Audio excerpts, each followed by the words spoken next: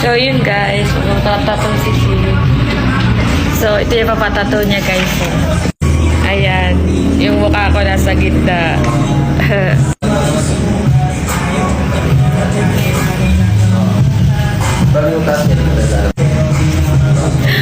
Mukha ko talaga fair.